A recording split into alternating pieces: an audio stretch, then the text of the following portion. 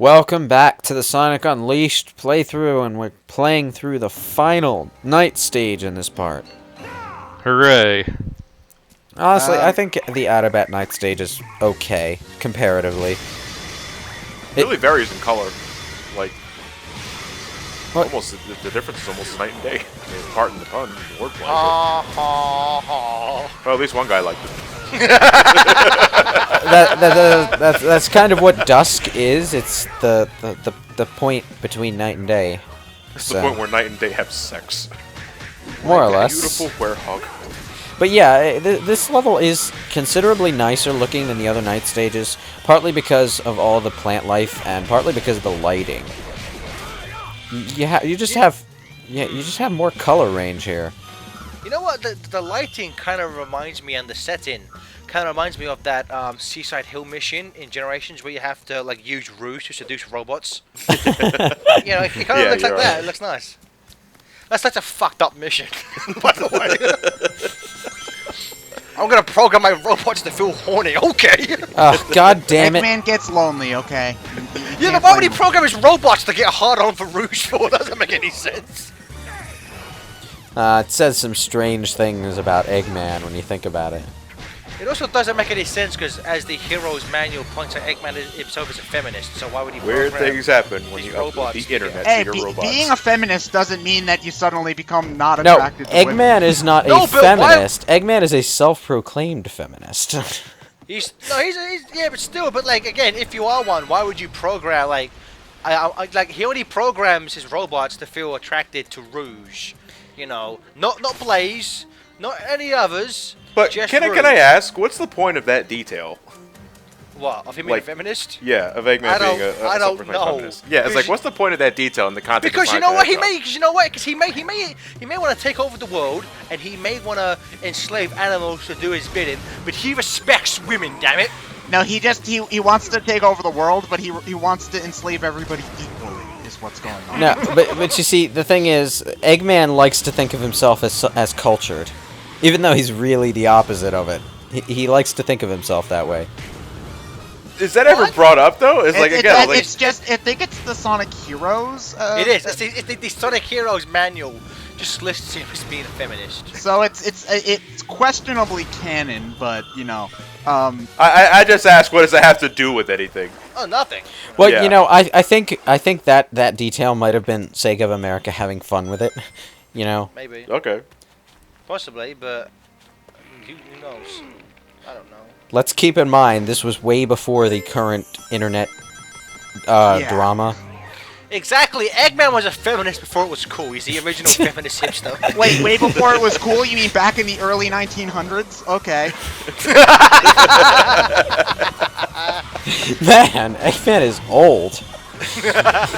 Well, again, in the instruction manual that says Eggman's age unknown. Eggman could be 2,000 years old. We don't know. We don't know. You can't prove it. We have no idea what the average lifespan for organisms on Mobius is. We have no idea. Oh, I'm sorry, Sonic's world. Yeah. No, but you see, we don't have any idea how old Sonic is anymore either. I mean, he had his birthday. Which birthday was it? Just say 20XX. 20X. That's over 2,000 years old. Exactly, Eggman. Yeah, there you go.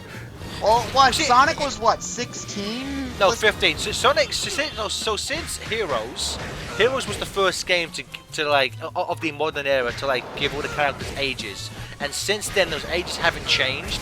But as Lewis said, Sonic's birthday in Generations, and because Generations clearly takes place, that story clearly takes place after all those games. You have to theorize that maybe he's 16 now. He's like, okay, so he's Maybe. 16, Amy's what, 14? 12. 12, I think. Yep. Tails is 8. The weirdest thing though is so Vector the Crocodile is, I want to say 18 or 20, SBO 17, and Charmy is 6. What the fuck are they doing hanging out with a 6-year-old? It's weird because in Knuckles Chaotix, Charmy was listed as being 16. But in Heroes, they were like, fuck it, kids like bees. He's small, he's a kid. But the thing is, in Chaotix, he was the size of a bee.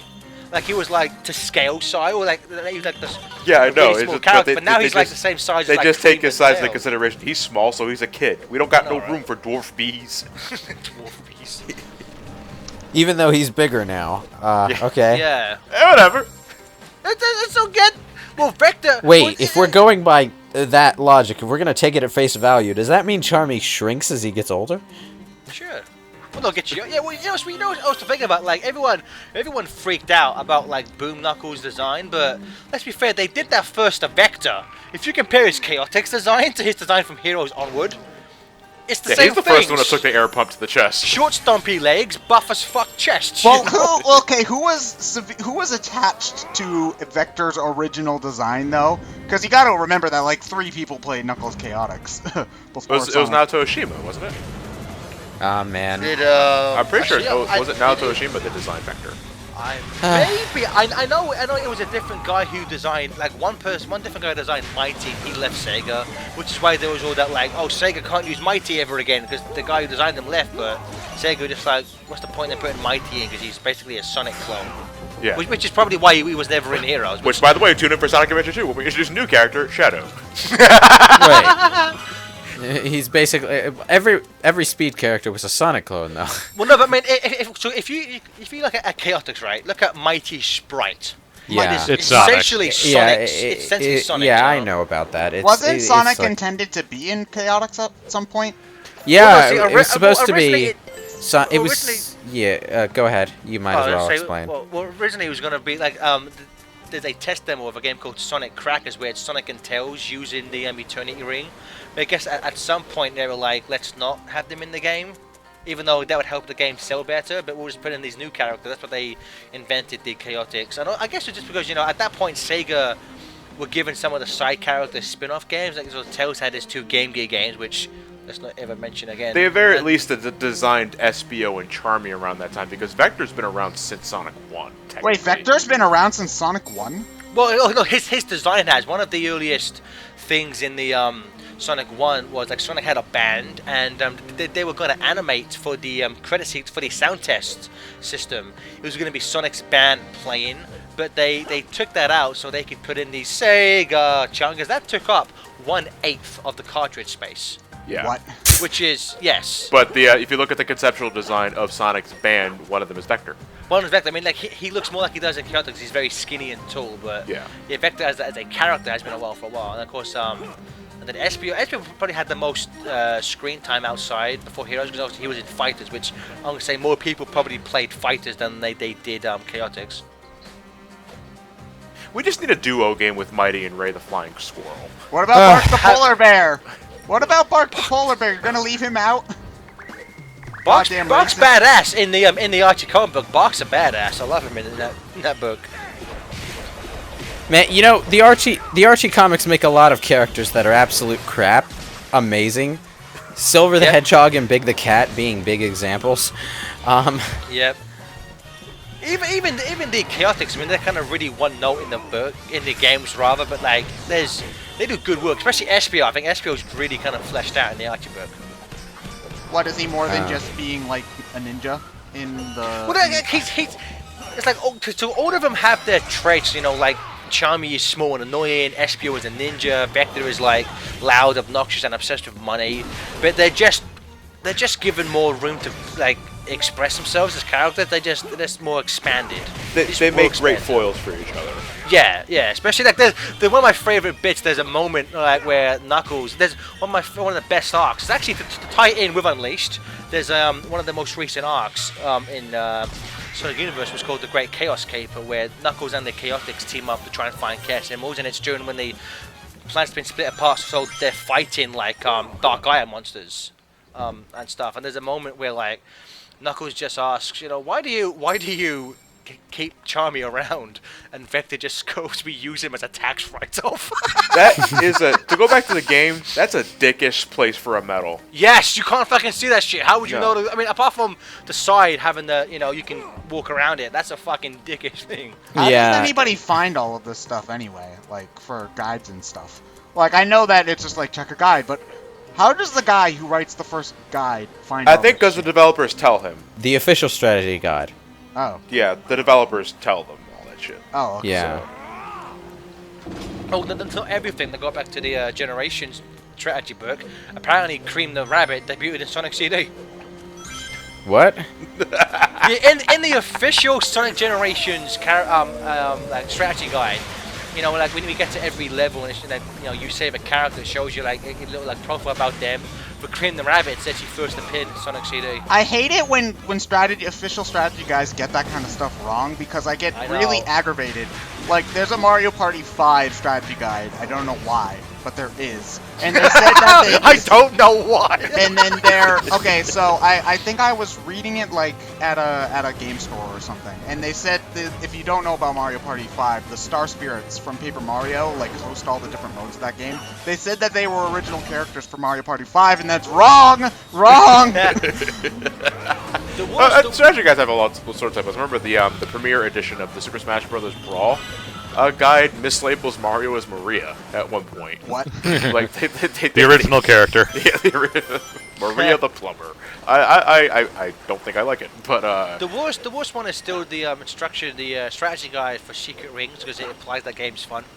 Hell, the manual for Sonic CD calls Amy Princess Sally. Princess Sally, yes. Yeah, it's like I know there are probably some diehard Sega CD aficionados out there that still think that's canon.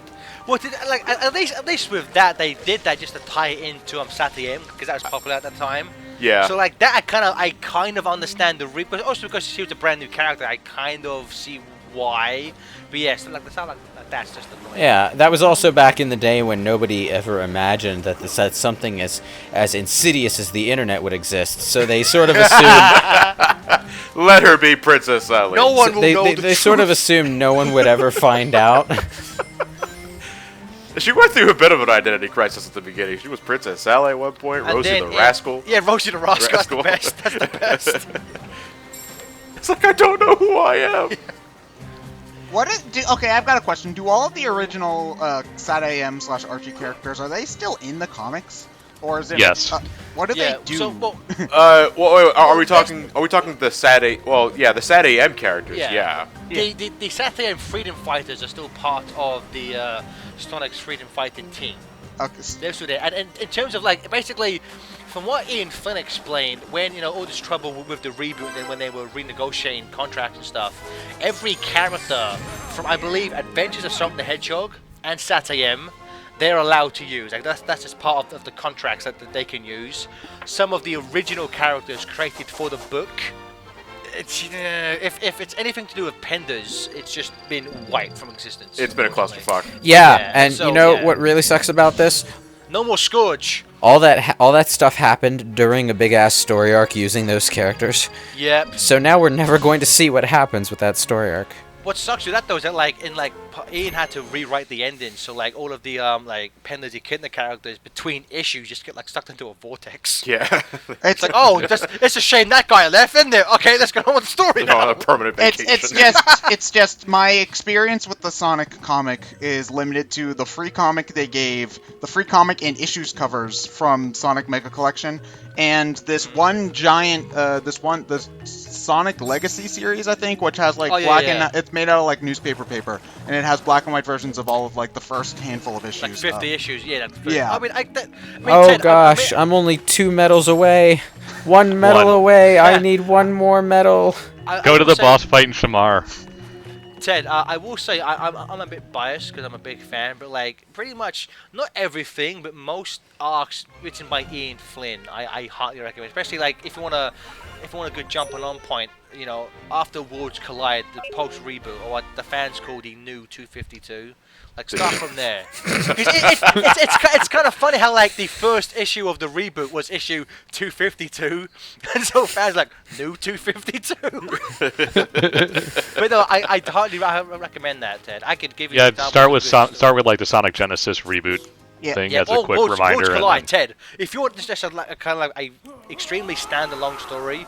The Mega Man Sonic crossover is fantastic. I would read it, but the thing is that comics are expensive, and I've been bad about keeping up with series I like Miss Marvel and Hawkeye because because I don't have the money. You missed a perfectly good opportunity a while back to get a free digital edition of the first volume of the Mega Man Sonic comic. Oh, really? So, yeah, there was this promotion. I actually tweeted about it several times that day, but I think it was Comixology. Yeah. Yeah, and they were giving out a bunch of free comics for a while, and one of them was the first set of Sonic Mega Man crossover issues. It's what sold me on the crossover in the first place. I love it. I mean, they've been marketing it for like a year and a half now, but at some point, hopefully in the next month or so, they're going to be releasing the entire thing in one book, because at the moment it's 3 volumes. But for a year now, they've been like complete collection. I'd probably get that if anything, because I love really. Can't you actually pre-order that? Yeah, but Lewis, it's been up for pre-order on Amazon for like a year now, but they keep changing the date. At this point with Archie books, I don't believe anything until I see it in my comic book store, because they keep changing the dates for like or their online Yahoo store or something. Yeah, exactly. Yeah. But this is one of my favorite bosses in the game. This boss has actually a really interesting looking design. You know what I like about this guy? He's not a giant. He's like your size. Yeah, I know. The cutscene makes it look huge, but then as soon as the battle begins, he's no taller than the werewolf. I would say this you push the big block first. Because I will say sorry, but they move at different speeds based on weight. 120 medals. Pushing the blocks through gets more complicated with each hit, so push the big one first, and save the little ones for later.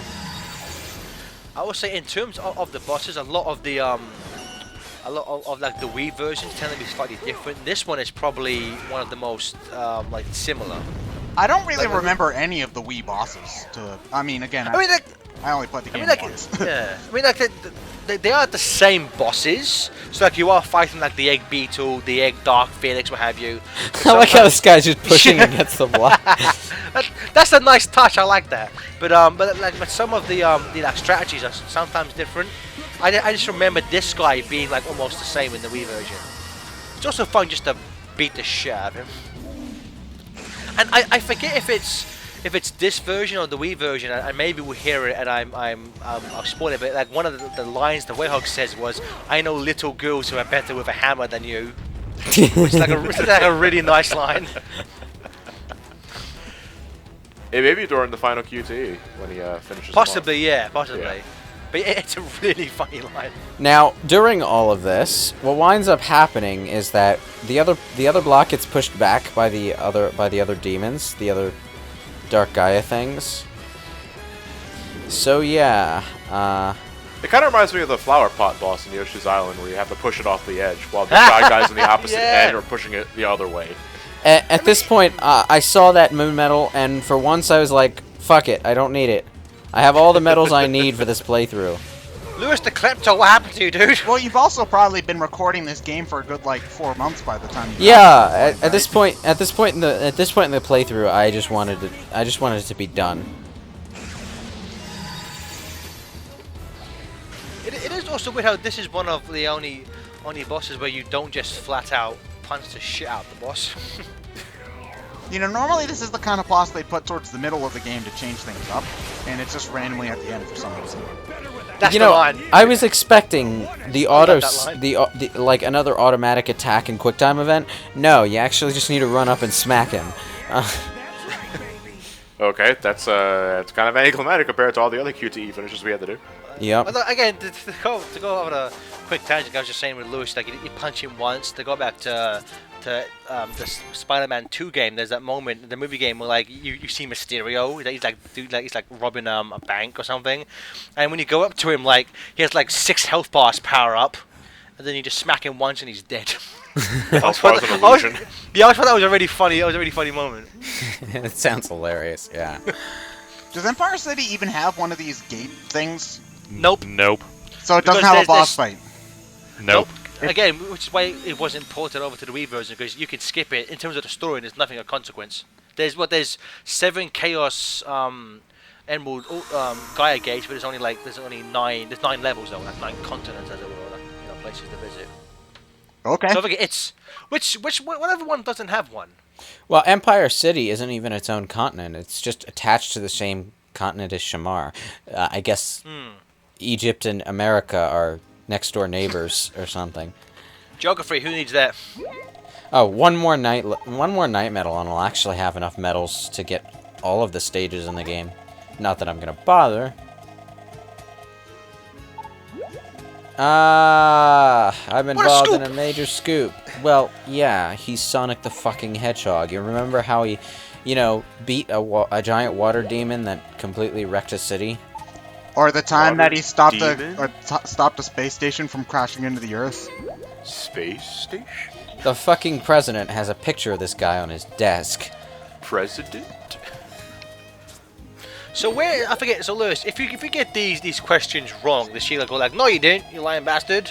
You just have to do the quiz again. And what's the point of doing these What quizzes? kind of interview is this? That's the dumbest thing I've ever heard. If you already know the answers, why are you asking me the questions? You need to have a corroborating source in reporting. Actually, you can't just have one person say it, otherwise you're just making up shit. So ask the first spiky-haired douchebag you pass to corroborate your information, and then call him a liar if he's wrong, and then keep doing that until he corroborates Did you guys see those options for Tails? He's actually a she. Well, he's voiced by a she.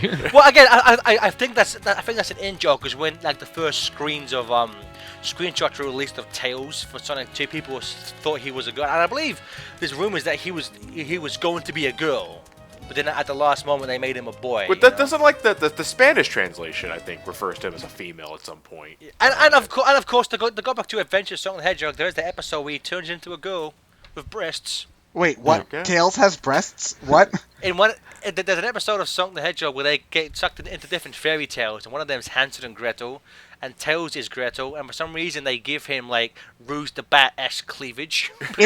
Aren't Hansel and Gretel supposed to be like 5 years old? What? Yes, but still, this is the world of Sonic the Hedgehog, so they give Tails some big boobies, like, I'm a girl! You sure are. Okay, alright then. Let's just stop this. I broke Ted! Success!